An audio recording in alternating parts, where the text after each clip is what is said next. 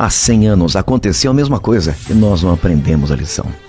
Um povo que não conhece sua história está fadado a repeti-la. O que estamos vivendo atualmente já foi vivido há 100 anos. Em 1918, quase no fim da Primeira Guerra Mundial, uma estranha gripe apareceu e infectou todo o mundo. No início, os governos não deram a devida importância.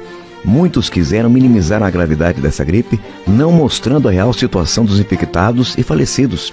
Sua propagação foi muito rápida. Em menos de um mês, o mundo havia se infectado por esse vírus. Há 100 anos, a gripe espanhola devastou o mundo, mas lamentavelmente, pelo jeito, não aprendemos lição alguma.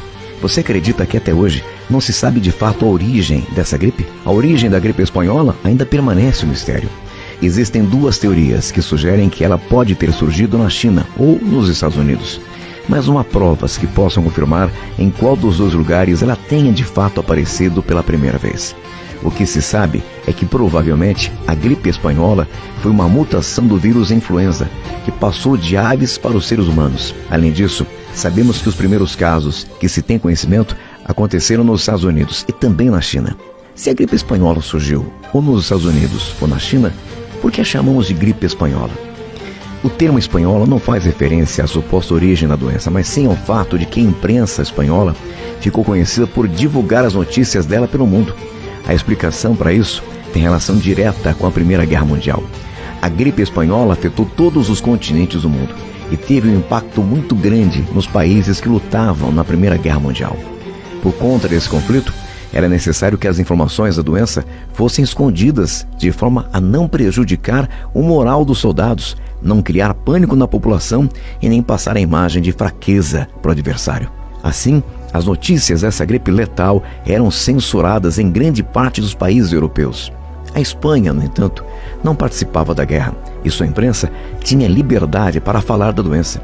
Isso fez com que a cobertura espanhola ficasse conhecida no mundo e a pandemia passou a ser nomeada como gripe espanhola. Os sintomas da gripe espanhola eram febre alta, dor de ouvido, cansaço corporal, diarreia, vômito, dificuldade para respirar e até hemorragia nasal.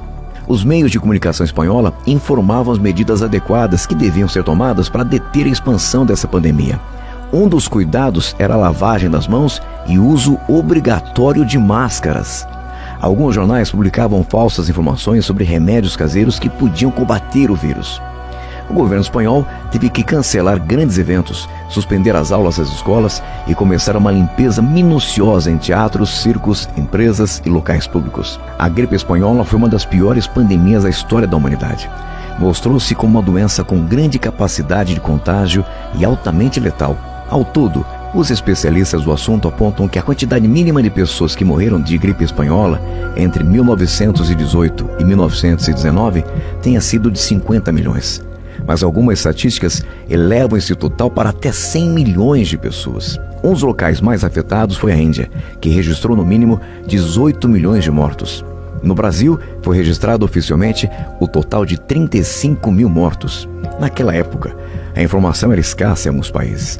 Mas agora, em 2020, as notícias nos chegam rapidamente. O coronavírus é uma pandemia que, por causa da irresponsabilidade e do pouco caso de muitos governos, ocasionou uma propagação rápida e massiva. O coronavírus já infectou mais de 72 milhões de pessoas em todo o mundo. O número de mortos por Covid-19 no mundo ultrapassou 1.600.000. Apesar do anúncio de vacinas prestes a serem liberadas e distribuídas, a vacinação em massa é um processo lento e demorado. A pandemia do novo coronavírus no Brasil ainda não dá sinais de que está próxima de terminar. E o que vemos são pessoas alheias ao avanço do contágio em boa parte do país. Sobretudo, jovens, que estão desafiando as limitações impostas ao funcionamento de bares e outros estabelecimentos, além de se aglomerarem em festas clandestinas. E com a aproximação das festas de fim de ano, a preocupação aumenta. Sabemos que no Natal e no Réveillon as pessoas gostam de confraternizar. E o que precisamos é continuar conscientes, atentos e mantendo as medidas preventivas, para tentar, dessa forma, diminuir os riscos e minimizar as chances de transmissão. O coronavírus continua se espalhando e a manutenção dos cuidados é um fator decisivo para evitar um aumento no ritmo de transmissão e de mortes.